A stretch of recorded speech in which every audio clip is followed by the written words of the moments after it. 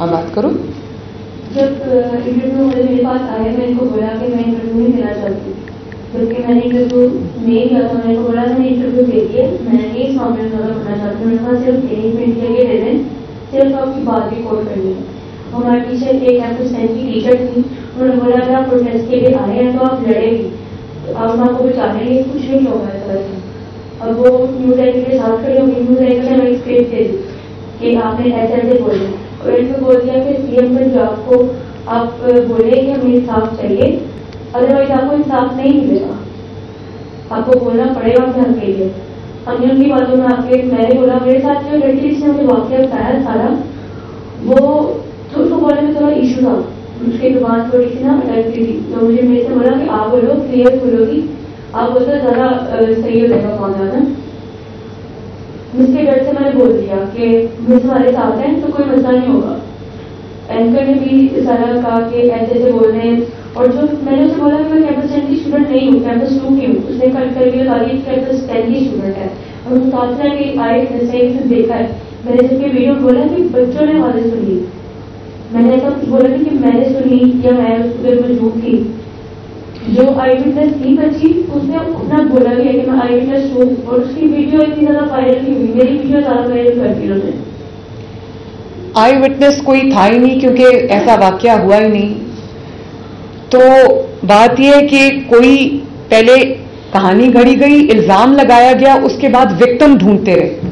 پھر جب وہ بچی عزا جو تھی اس نے انکار کیا کہ میں تو بیمار ہوں، میں تو کب سے پڑھی، میرے پاس میں نے پورا میڈیکل ریکارڈ دیکھا ہے. جو میں نے کمیٹی فیکٹ فائنڈنگ کمیٹی بنائی تھی انہوں نے پورا ریکارڈ دیکھا ہے. وہ واقعی ان دنوں میں ہاسپٹل میں داخل تھی. انہوں نے سوچا کہ ان کا کوئی لنک تھا، وہ بچی کہیں آئی سی یو میں پڑی، ان کو مل گئی، اس کو انہوں نے ریپ وکٹم بنا دیا. وہ بچی ریپ کی وکٹم نہیں ہے، وہ بچی ایک گھٹیا سیاست کی وکٹم ہے.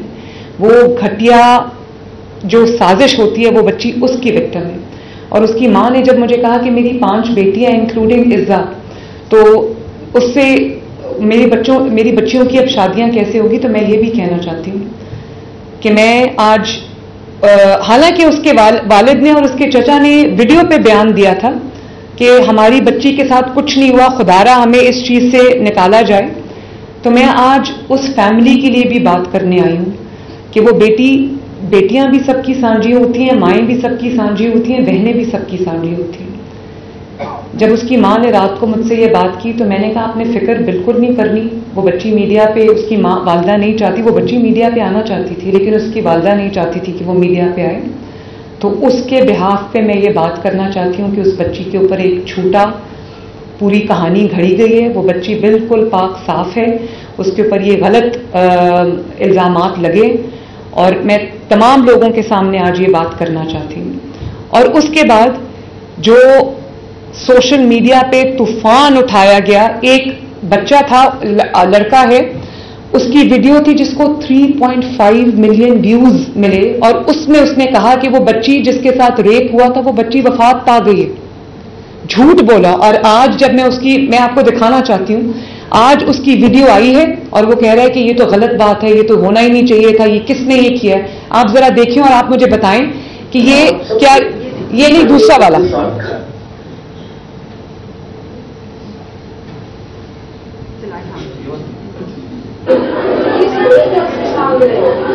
اس پہ بھی ہم ابھی آتے ہیں.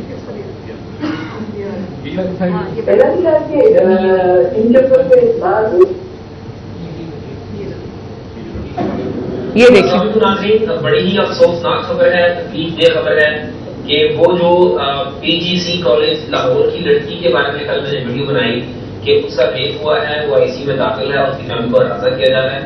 کالج والے معاملے کو دبانے کی کوشش کر رہے ہیں کیونکہ وہ کسی بڑی شخصیت کا کالج ہے. آج رات کو مجھے خبر آئی کہ جناب لڑکی کی ڈیتھ ہو گئی ہے، اس کی موت واقع ہو گئی. لاہور میں کیا ہو رہا ہے، پاکستان میں کیا ہو رہا ہے، انصاف کہاں ملے گا؟ انصاف کے ساتھ بھی کھلواڑ ہو رہا ہے. یہ بہت بڑا تماشا، اور یہ بات چھوٹی بات نہیں ہے. جو بھی وہاں پر لڑکیاں پڑھتی ہیں، دوسرے کالج میں خواتین بچیاں پڑھتی ہیں، ان کے پیرنٹس کے اندر خوف ہے. اب جب ان کو پتہ چل گیا کہ کریک ڈاؤن شروع ہو گیا تو آپ کا اسٹیٹمنٹ سنیں. آپ آج پولیس کی جانب سے لاہور میں ایک بیان سامنے آیا ہے کہ کوئی ایسا واقعہ ہی نہیں ہے. ایس پی شہر فاروق صاحبہ کے ساتھ ایک بچی کے والد اور چچا کا بیان آیا ہے کہ ہماری بچی کے ساتھ کوئی ایسا واقعہ نہیں ہوا, 2 گر گئی تھی جو توڑ رہی تھی, اس کو ٹھیک ہے. پھر جیسا کہ ایس پی شہر فاروق صاحبہ نے بتایا کہ کوئی بھی نہ تو ہاسپٹل میں ایسا کیس نظر آیا کسی بھی ہاسپٹل میں, اور نہ ہی کوئی ایسی بچی ہوئی جس کے ساتھ ایسا میٹر ہوا ہے.